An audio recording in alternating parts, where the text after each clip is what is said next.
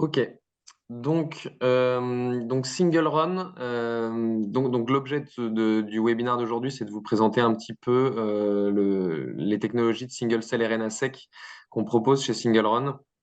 À savoir que on avait déjà fait un call avec vous, Margot. Donc vous m'aviez dit que vous travailliez sur différentes espèces, des espèces assez particulières et des plantes.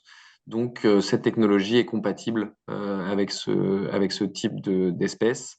Après, à chaque projet, enfin, s'il y a un projet qui se lance pour telle ou telle espèce, on fera un call plus poussé avec mes équipes techniques pour parler vraiment des détails parce qu'à chaque projet, il y a ses spécificités.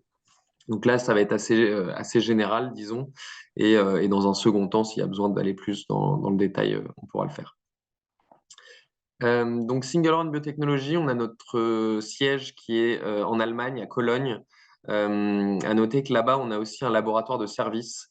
Donc on propose deux options, entre guillemets. Ça va être l'externalisation complète de projets, ce qui peut être intéressant notamment dans une phase de test pour un projet pilote, pour ne pas implémenter le workflow et passer du temps à ça. Donc, pour un projet pilote, c'est possible d'externaliser. Nous, on s'occupe de tout de A à Z. Et sinon, on propose aussi donc l'achat de kits et d'instruments si besoin pour que vous implémentiez le workflow chez vous. Et sachant que nous, on l'a déjà implémenté chez nous, on connaît les problématiques, on vous fournit un training spécifique, etc., pour que vous maîtrisiez les protocoles et que vous fassiez les analyses le mieux possible. Donc, notre vision chez SingleRun, c'est vraiment d'avoir des solutions pour couvrir l'intégralité du workflow, pour que vraiment vous puissiez faire le projet de A à Z avec nos solutions. Donc, on va partir du tissu. Donc, on va avoir des solutions pour préserver le tissu afin d'éviter de le congeler. Parce que lorsqu'on congèle et qu'après on doit faire du single noyau, on perd pas mal de qualité dans l'analyse et on perd beaucoup d'ARN aussi. Donc, on incite nos collaborateurs à ne pas congeler et à préserver leur tissu. Je vais détailler un petit peu plus ça après.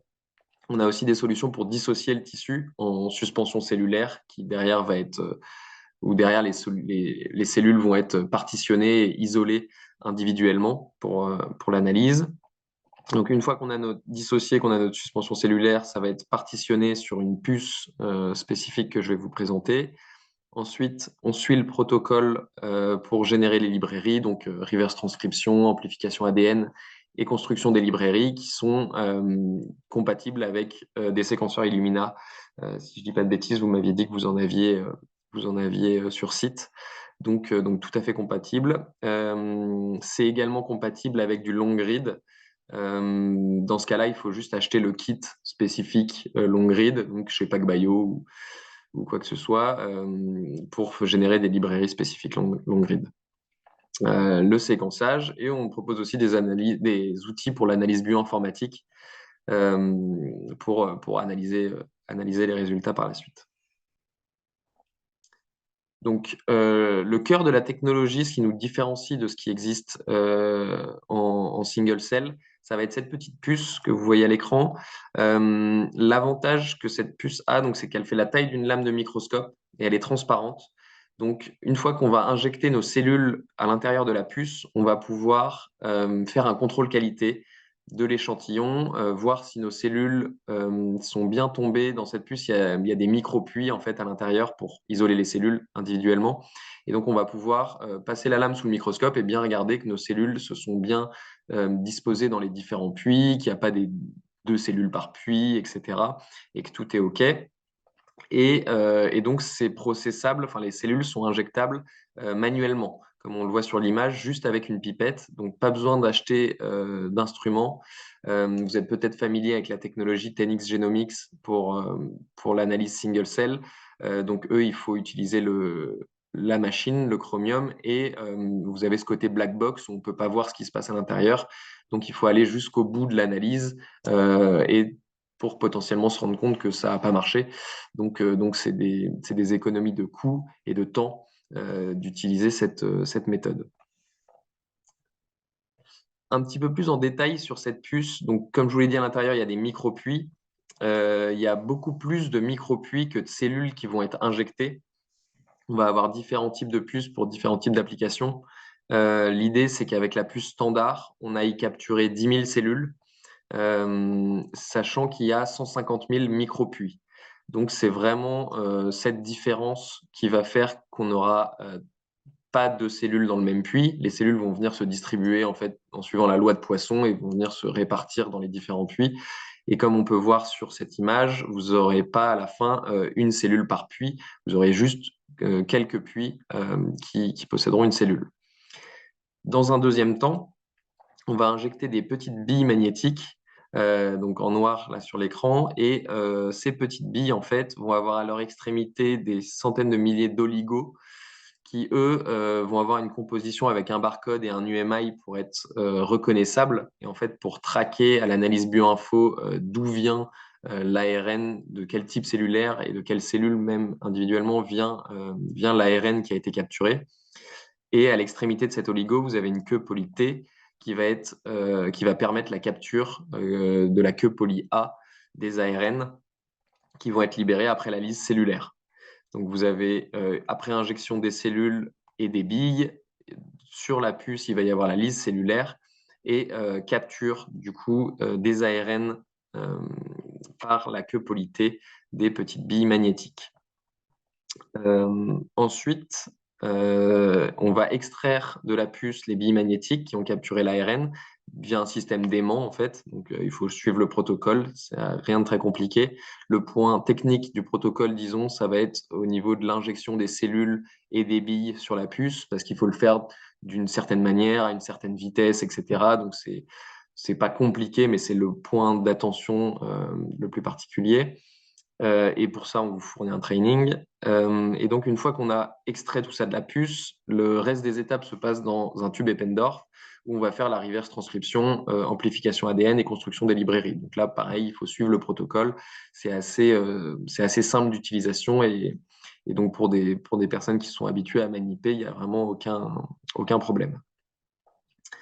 Une fois qu'on a fait donc ces étapes, les librairies sont prêtes à être séquencées que vous avez. Euh, donc, comme je vous l'ai dit, on part du tissu. Donc, on a des solutions pour préserver et dissocier le tissu. Ce qui est intéressant avec cette solution de préservation, c'est qu'elle va permettre de conserver le tissu pendant jusqu'à 72 heures. Donc, à 4 degrés, il n'y a pas de fixation. Donc, c'est pas figé.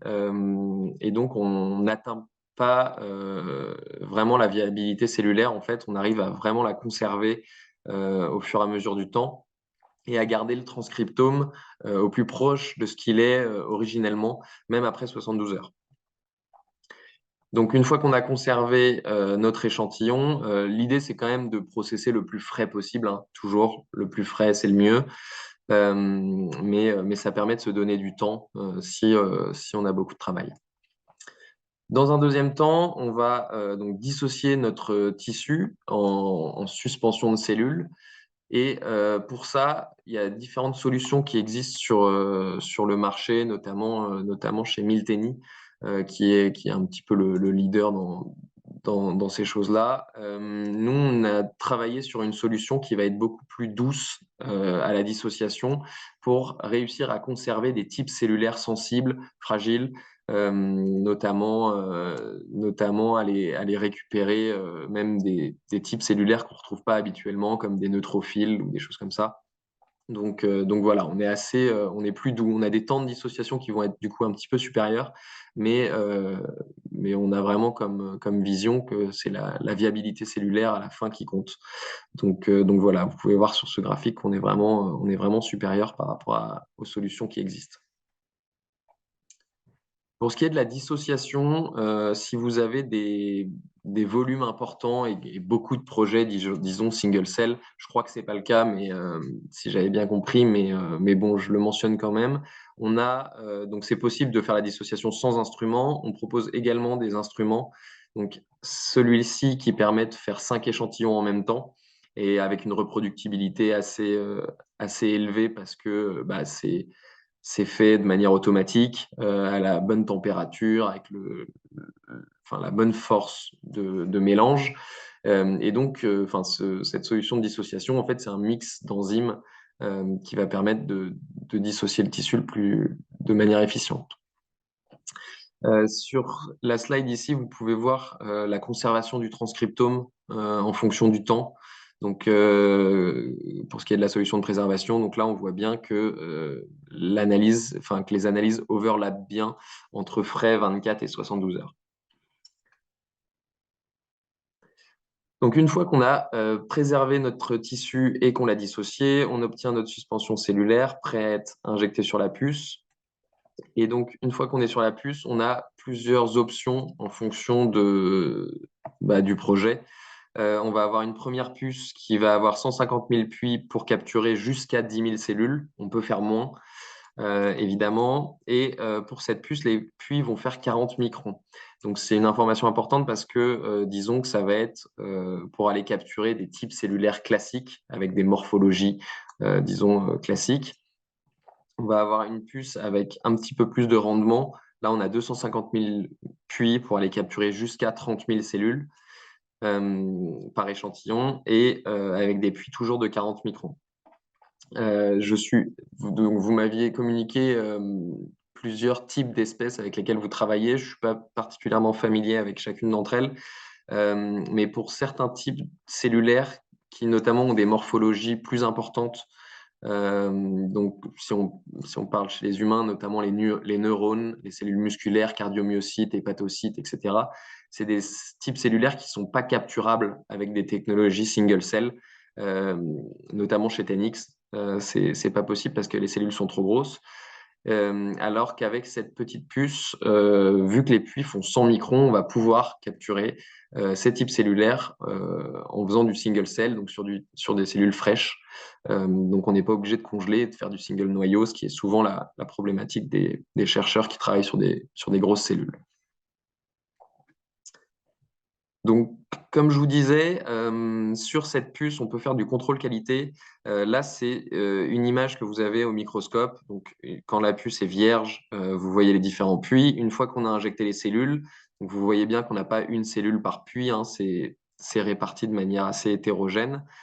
Et une fois qu'on a injecté les billes magnétiques, là, l'idée, c'est vraiment d'overloader au niveau des billes pour avoir une bille vraiment dans chaque puits et de capturer tout l'ARN disponible sur la puce. Pour ce qui est du processing de la puce, je vous l'ai dit, on peut la processer complètement manuellement, donc pas besoin d'acheter d'instruments. Donc ça fait vraiment des réductions au niveau du coût. On propose aussi une machine pour augmenter le rendement. Là, l'avantage de cette machine, ça va être au niveau de la reproductibilité, évidemment.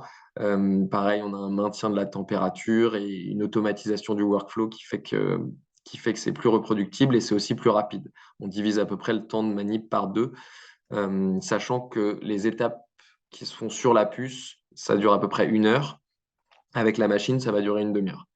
Donc pourquoi 1 heure? Parce que sur la puce, il va y avoir plusieurs steps de préparation de la puce avec des lavages au PBS, à l'éthanol, etc. Plusieurs temps d'attente après que les cellules soient injectées pour qu'elles tombent par gravité dans les puits, etc. Donc un workflow qui au final dure à peu près 1 heure. Et la machine permet de processer 2 puces en même temps. On va avoir aussi une machine qui fait 4 puces en même temps. Donc là, vraiment, c'est pour des gros volumes. Encore une fois, je ne suis pas sûr que ce soit tout à fait applicable pour vos projets, mais bon, à voir dans un second temps si ça vous intéresse. Donc, comme je l'ai dit, on extrait de la puce à l'aide d'un aimant et on fait la suite des étapes dans un tube Eppendorf en suivant le protocole. À ce niveau-là, il n'y a rien de compliqué. Ensuite, prêt pour être séquencé. Et au niveau de l'analyse bioinformatique, je ne sais plus si vous aviez une équipe bioinfo, mais très rapidement, on va avoir un premier software qui va être l'équivalent du Cell Ranger de chez Tenix, si vous l'avez déjà utilisé, si vous êtes familier. Donc, c'est en fait un software qui va permettre de traiter les données de sortie du séquenceur et générer des matrices d'expression de gènes, les différents métriques qui nous intéressent, le nombre de gènes par cellule, donc un petit peu toutes ces informations.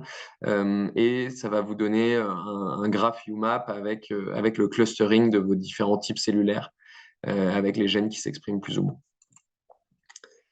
On a un deuxième software aussi, là c'est vraiment plus poussé. Ça va être une base de données où on a standardisé un petit peu tout ce qu'on a pu recueillir du domaine public et privé. Et donc on a tout standardisé pour que les données soient comparables entre elles et comparables avec les nouvelles données entrantes. Vous allez avoir une annotation automatique de vos types cellulaires sur le graphe de clustering, et différents outils de visualisation pour, disons, faire parler vos données en fonction du projet de recherche et du message que vous voulez adresser. Et ce deuxième software, il est payant, par contre, il est en licence mensuelle. Donc, l'intégralité de ces étapes est faisable complètement manuellement, comme je vous l'ai dit, en achetant un kit.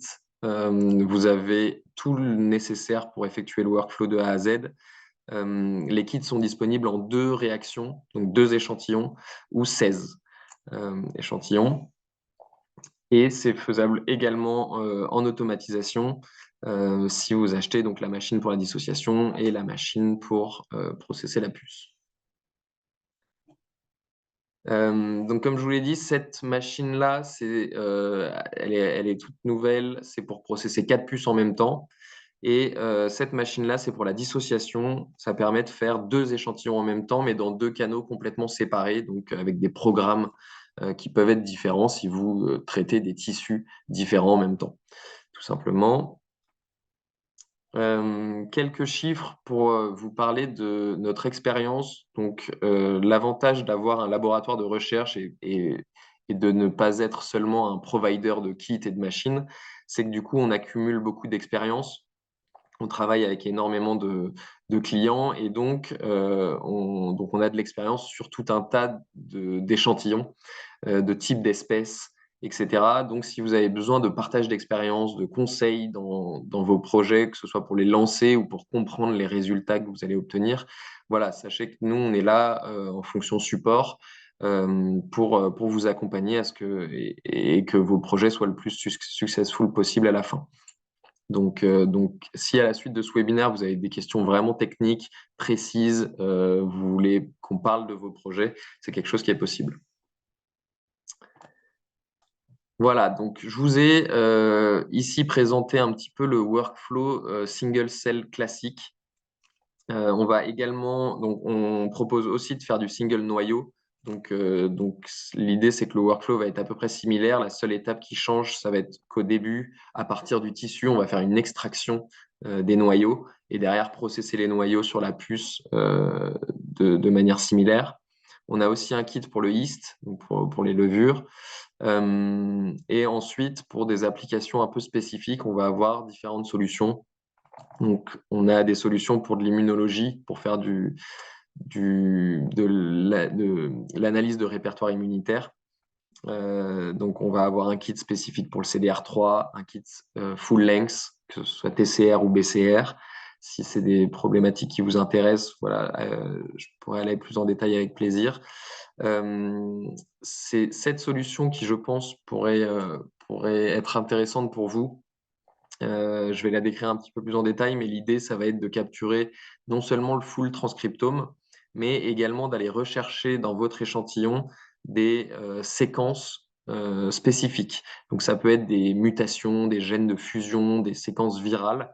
Voilà, en fonction du projet de recherche sur lequel vous travaillez, on va pouvoir aller capturer au niveau de l'ARN directement ces mutations pour pouvoir les détecter, même si elles sont rares et même si elles ne sont pas trop présentes dans l'échantillon.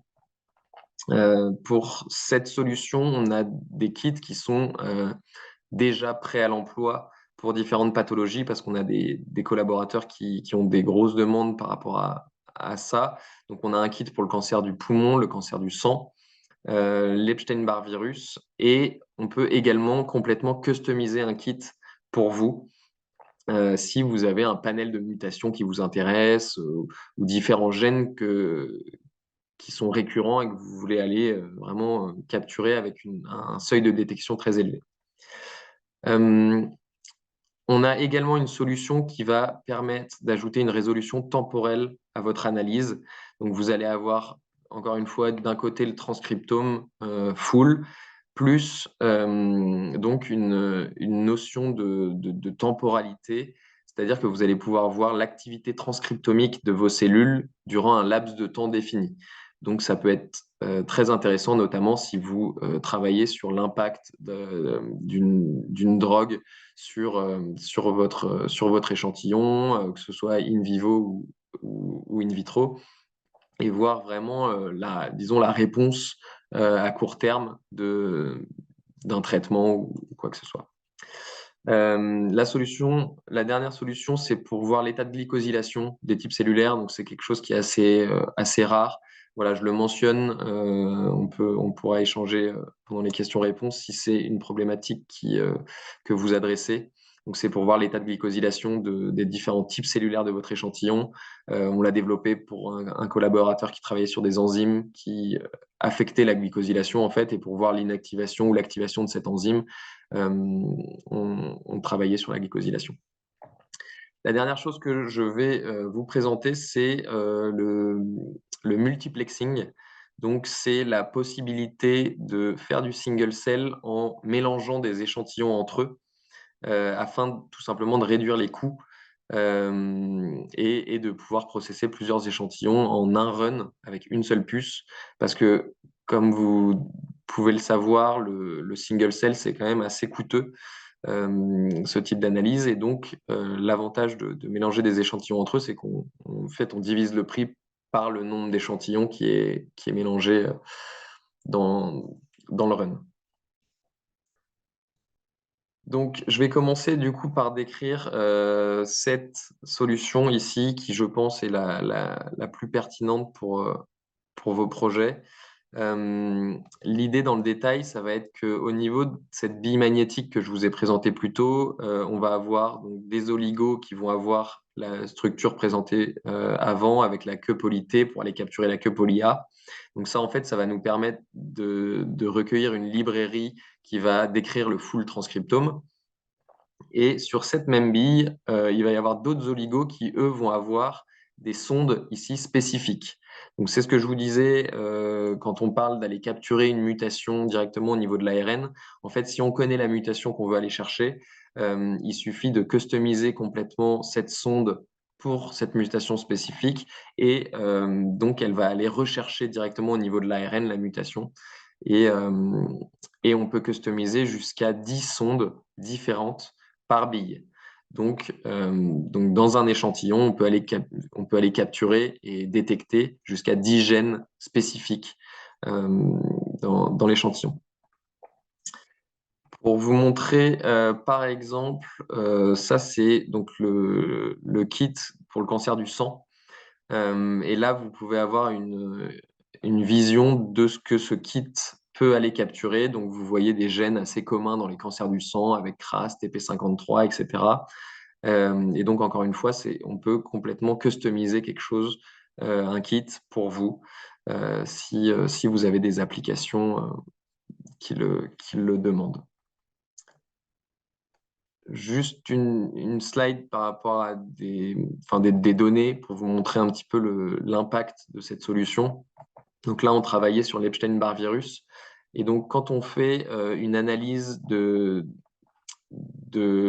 transcriptome avec une capture poly T classique, je dirais, on arrive tout de même à détecter donc, des cellules infectées par l'Epstein-Barr virus, alors que si on utilise des sondes spécifiques pour les capturer directement au niveau de la séquence virale, là, vous voyez qu'on arrive vraiment à détecter beaucoup plus de cellules infectées et donc le seuil de détection est à peu près multiplié par 2. Donc, c'est vraiment pas négligeable et c'est notamment très intéressant si les mutations sont rares et donc pas détectables du tout par une approche capture poly T. Donc, cette solution permet, donc, comme je l'ai dit, d'implémenter une résolution temporelle à l'analyse. L'idée, en fait, c'est qu'on va mettre en culture des cellules qu'on va marquer. La culture dure entre 30 minutes et 4 heures en fonction du besoin. Et donc, pendant cette mise en culture, on va marquer nos cellules avec un uracile qui lui-même est marqué. Et donc, la particularité de cet uracile, c'est qu'il va se comporter comme une cytosine. Et donc, au moment de la reverse transcription, en fait, il va se reverse transcrire en guanine au lieu de se reverse transcrire en adénosine. Et donc, en fait, on va induire une mutation forcée qui va être détectable ensuite à l'analyse bioinformatique. Et donc, on va pouvoir voir quels sont les transcrits récemment transcrits des vieux transcrits. Donc, pour extrapoler, en fait, on va voir l'activité transcriptomique en temps réel des différents types cellulaires qu'on a dans l'échantillon. Donc, donc cette slide montre un petit peu ce que vous obtenez à la fin. Donc, en rouge un peu foncé, vous allez avoir les nouveaux transcrits, donc les types cellulaires qui ont une activité transcriptomique forte, des vieux transcrits en plus transparent, qui eux vont avoir une activité transcriptomique faible. Et après, on peut aller regarder même à l'échelle de chaque gène. Vous voyez là, vous avez les différents types cellulaires et à l'échelle de chaque gène, lesquels sont plus ou moins transcrits en fonction du temps. Donc la dernière chose que je voulais détailler un petit peu plus, c'était donc l'index, le multiplexing. Et donc techniquement, comment ça marche? L'idée, ça va être donc d'avoir un type cellulaire particulier, donc un échantillon. Et donc cet échantillon va être marqué dans un premier temps par ce groupement chimique ici, qui va avoir une forte affinité pour les protéines de surface de manière ubiquitaire. Et donc ce groupement chimique va venir se fixer sur la cellule. Et dans un deuxième temps, on va avoir ce tag qui va venir se fixer sur le groupement chimique en formant une liaison covalente. Donc c'est un marquage qui est très très robuste.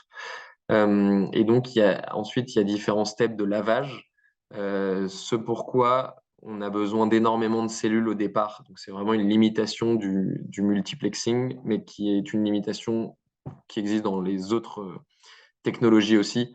Si vous allez voir des compétiteurs, voilà, c'est une problématique qui existe parce qu'il y a beaucoup de lavage et donc il y a beaucoup de pertes de cellules. Et une fois qu'on a marqué notre échantillon, en fait, on peut marquer plusieurs échantillons et les mélanger entre eux. Donc là, on peut voir que sur cette expérience, on avait 4 types d'échantillons qu'on a mélangés entre eux. Enfin, on les a d'abord marqués, on les a mélangés entre eux, et à la fin, on obtient donc les quatre échantillons bien différenciés et bien marqués, ce qui fait qu'à l'analyse bioinfo après, on va pouvoir retrouver de quel échantillon vient tel type cellulaire, parce qu'il va être marqué d'une certaine manière. Et donc, l'avantage de ce marquage avec une liaison covalente, c'est qu'il n'y aura pas de crosstalk, c'est-à-dire de faux positifs, de faux négatifs, de mauvais marquages.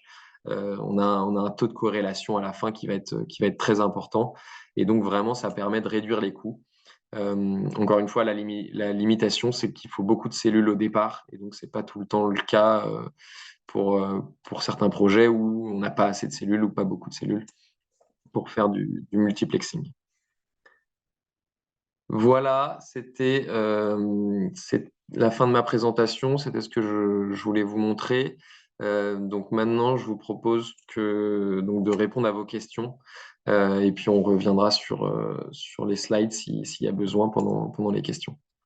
Merci beaucoup de votre attention.